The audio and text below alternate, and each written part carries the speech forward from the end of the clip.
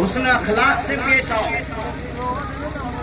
عبادت اور ماں باپ کے ساتھ میں جو لیا ہے، خدا کی بندگی اور ماں باپ کے ساتھ میں جو لیا ہے، جان رہے ہو ہمارے لیے عبادت بھی ضروری ہے اور ماں باپ کی فرما برداری بھی ضروری ہے. وہ نماز نہیں ہے جس نماز کے اندر والدین کے لیے دعا نہ کی جاوے.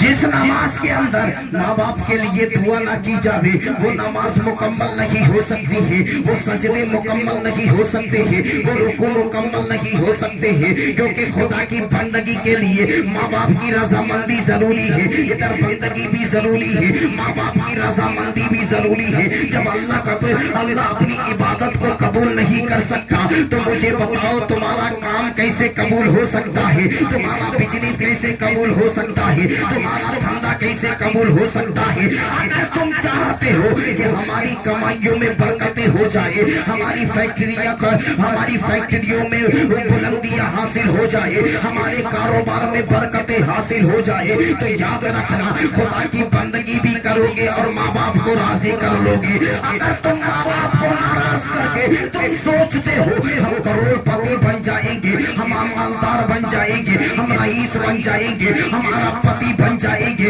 یہ محال ہے، یہ کبھی ہو نہیں سکتا ہے. اس لیے کہ اگر تو دنیا کے اندر کتنے بھی پیر آ جاوے وہ دعا کر دے تو وہ دعا قبول نہیں ہو سکتی ہے. کتنے بھی ولی آ جائے اگر وہ تیرے حق میں دعا کریں گے وہ دعا قبول نہیں ہو سکتی ہے، کیونکہ مصطفیٰ فرماتے ہیں کہ عالم اور ولیوں کی دعا بعد میں قبول ہوتی ہے. اولاد کے حق میں جتنی جلدی دعا ماں باپ کی ماں باپ کی قبول ہوتی ہے، اور 4 لوگ ہیں جن کی دعائیں کبھی رد نہیں ہو سکتی. نمبر 1 ولی، نمبر 2 اولیاء کرام، نمبر 3 پیر، نمبر 4 والدین. ان کی دعائیں کبھی رب کائنات رد نہیں فرماتا ہے. اب تمہیں یقین یہی سے ہو گیا جن کی دعائیں کبھی رد نہیں ہوتی ہے، جن کی دعائیں کبھی خدا کی بارگاہ سے واپس نہیں ہوتی ہے، وہ ماں باپ ہی کی دعائیں ہیں. لیکن مجھے بتاؤ جب ایسا ہے تو مجھے بتاؤ انہیں ناراض کرتے ہو، ان کے دل پر ٹھیس پہنچتی ہے. اگر وہ تیرے حق میں بددعا کر دے کیا رب کائنات ان کی بددعا کو قبول نہیں فرمائے گا؟ ضرور فرمائے گا. جب تمہارا یقین ہے کہ میرے ماں باپ کی دعائیں رب کائنات قبول کرتا ہے تو بددعا بھی قبول کرے گا. اس لیے خدا کے لیے کبھی اپنے ماں باپ کو ناراض ہونے مت دینا، اپنے ماں باپ کو ناراض مت ہونے دینا، کبھی اپنے ماں باپ کو روٹنے مت دینا. یاد رکھنا یہی ماں باپ ہے، اگر جنت میں جانا چاہتے ہو یہی ماں باپ ہی ہے جو تمہیں جنت میں لے کر جائیں گے. کیونکہ مصطفیٰ فرماتے ہیں اولاد کے لیے اس کی جنت کہیں اور نہیں ہے، ماں باپ کے قدموں تلے ہے، ماں کے قدموں تلے اولاد کی جنت ہے، اور اسی جنت کا دروازہ باپ ہوا کرتا ہے. اب اندازہ لگا لیجئے اگر تم نے ماں کو راضی کر لیا ہے، باپ کو ناراض کر دیا ہے، یاد رکھنا جنت والا تو ہو گیا. باپ کو ناراض کیا ہے، جنت میں جانے کا راستہ تو نے نہیں چنا ہے، جنت میں جانے کا راستہ اختیار نہیں کیا ہے. تو مجھے بتاؤ اگر تو جنت میں جانا چاہتا ہے تو دروازے سے پہلے گزرنا ہوگا، پہلے دروازہ تیار کرنا ہوگا، پہلے دروازے کا موقع ڈھونڈنا ہوگا. تو موقع کیسے ملے گا؟ باپ کو راضی کر لے جنت میں جانے کا موقع مل جائے گا، باپ کو راضی کر لے جنت میں داخل ہونے کا تجھے موقع مل جائے گا. اس لیے ہم کو باپ کو بھی راضی کرنا ہے، ماں کو بھی راضی کرنا ہے. آج سوچتے ہیں لوگ کہ میری ماں مجھ سے زیادہ محبت کرتی ہے، میرا باپ مجھ سے کم پیار کرتا ہے. ایسا کچھ نہیں ہے. اگر اس سے پوچھو تو نے کیسے اندازہ لگایا تو اس کا جملہ کیا ہوتا ہے کہ میں فلاں جگہ جا رہا تھا، میں گاڑی سے گر گیا ہوں، میرا ہاتھ بھی چھلا ہوا ہے، میرا پیر بھی چھلا ہوا ہے. جب میری ماں نے دیکھا ہے تو مگرمچھ کے آنسو بہائے ہیں. جب میری ماں ماں نے دیکھا ہے آنسوؤں کا سیلاب بہایا ہے، لیکن یاد رکھنا تمہیں پتہ نہیں ہے ماں کی حقیقت۔ مصطفیٰ فرماتے ہیں میں نے ماں کو چاند کے مانند کیا ہے اور باپ کو سورج کے مانند کیا ہے۔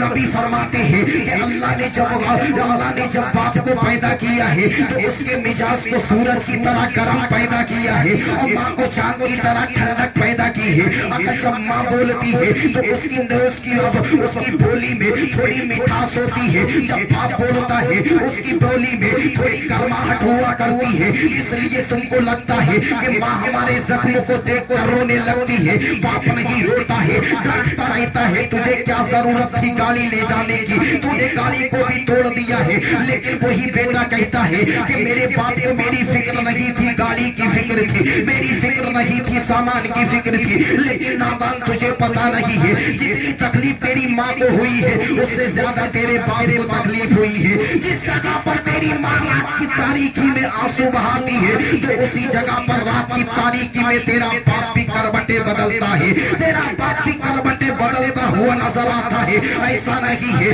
کہ تو سوچتا ہے کہ ماں زیادہ محبت کرتی ہے، بلکہ باپ ہی زیادہ محبت کرتا ہے، اس لیے کہ باپ کا مرتبہ زیادہ ہوتا ہے۔ تو سوچ رہا ہے ماں کو راضی کر لوں گا جنت والا ہو جاؤں گا، لیکن تو جنت میں جا نہیں سکتا ہے، اس لیے کہ جنت کا دروازہ باپ ہی ہوا کرتا ہے۔ لیکن تو چاہتا ہے کہ باپ کا حق کتنا بڑا ہے، تو سوچ رہا ہے ماں کے قدموں تلے جنت ہے، اگر اس کا حق پوچھنا ہے تو نبی فرماتے ہیں ایک طرف ماں کھڑی ہو، دوسری طرف باپ کھڑا ہو، تیسری طرف بیوی کھڑی ہو تو لیکن یاد رکھنا مصطفیٰ فرماتے ہیں اگر ایک طرف بیوی بھی پکار رہی ہو، دوسری طرف باپ بھی پکار رہا ہو، تیسری طرف ماں بھی پکار رہی ہو، تو مصطفیٰ فرماتے ہیں کہ ماں کی پکار پر مت جانا، بیوی کی صداؤں پر مت جانا، بلکہ اگر تجھے جانا ہے تو ماں کو بھی چھوڑنا ہے، ماں کے بھی فرمان کو چھوڑنا ہے، بیوی کے بھی فرمان کو چھوڑنا ہے، باپ کے قدموں میں چلے جاؤ، اس لیے کہ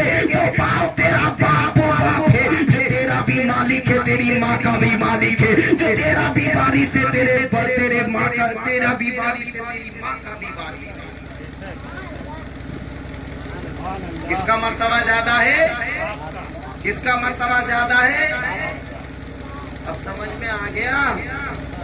تو ہم کو قدر دونوں کی کرنا ہے، مرتبہ کسی کا کم نہیں ہے، حقوق سب کے برابر ہے۔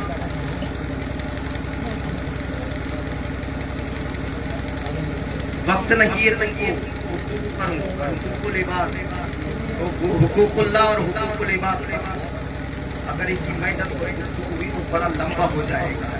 بس یہ سوچیے کہ آج ہماری تصور بھائی ان کے صاحبزادے کے 2 بیٹوں کے نکاح، کتنے؟ 2 بیٹوں کے نکاح، جان رہے ہو 2 بیٹے، اللہ نے اتنے توفیق دی کہ ایک ساتھ 2 بیٹوں کی شادیاں ہو رہی ہیں۔ ایک کے لیے باندھے گر جاتی کہ اللہ کا بہت بڑا کرم ہے کہ اللہ نے انہیں نوازا، اللہ کی بہت بڑی نوازی سے اللہ سب کے پار کرتا ہے اور کرے گا بھی۔ اگر کسی بنا پر کوئی دقتیں آویں رب کائنات ان کے سارے کاموں کو منزل مقصود عطا فرمائے، لیکن یہ بہت کٹھن ہوتا ہے کیونکہ باپ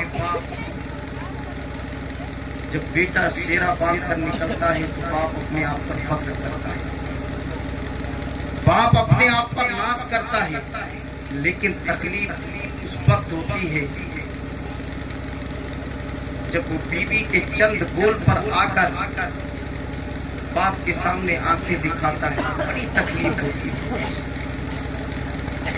لیکن نوجوانوں سے گزارش ہے، نوجوانوں تمہاری جنت بیوی کے قدموں تلے نہیں ہے، ماں باپ کے قدموں تلے ہے۔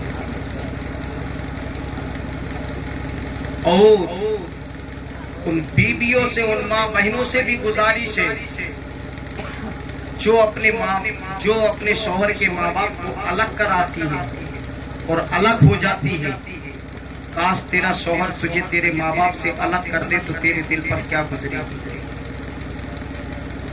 تیرے دل پر کیا بیتے گی اگر وہی شوہر یہ کہہ دے کہ فون پر تو بات مت کرنا، تو اپنے گھر مت جانا، تو یاد رکھنا وہ عورت گھر میں گھٹ گھٹ کر مرنے تک کی نوبت آ جائے گی۔ کیا تجھے پتہ نہیں ہے کہ تو نے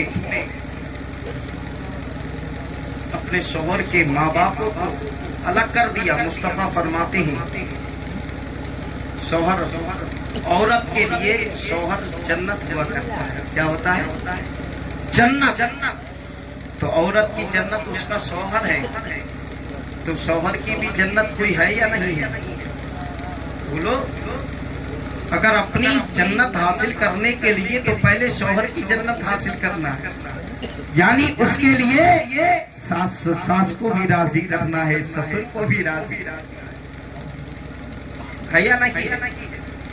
اس لیے میرے نبی فرماتے ہیں کہ وہ عورت بڑھاپے میں بڑی سکون کی زندگی کاٹتی ہے، بڑی چین کی زندگی کاٹتی ہے، بڑی راحت کی زندگی کاٹتی ہے، بڑی آرام کی زندگی کاٹتی ہے۔ تو صحابہ کرام نے پوچھا تھا یا رسول اللہ وہ کون سی خاتون ہے جب وہ بڑھاپے میں پہنچے گی بڑی چین کی زندگی کاٹے گی، بڑی سکون کی زندگی کاٹے گی، بڑی راحت کی زندگی کاٹے گی؟ تو میرے پیغمبر فرماتے ہیں کہ جو جوانی کے عالم میں رہ کر جو اپنے بوڑھے ساس سسر کی خدمت کرتی ہے، تو کل جب وہ بوڑھی ہوگی تو بڑی چین کی زندگی کاٹے گی، بڑی سکون کی زندگی کاٹے گی، کیونکہ جب اس پر بڑھاپا آئے گا اس کی بھی پتہ آئے گی وہ جس طریقے سے پتہ بن کر اس نے اپنے ساس سسر کی خدمت کی ہے، جب یہ ساس سسر بن جائیں گے تو یاد رکھنا اس کی بڑھاپے میں قدر ہوگی، اس کی وقار ہوگا، اس کی عزت ہوگی۔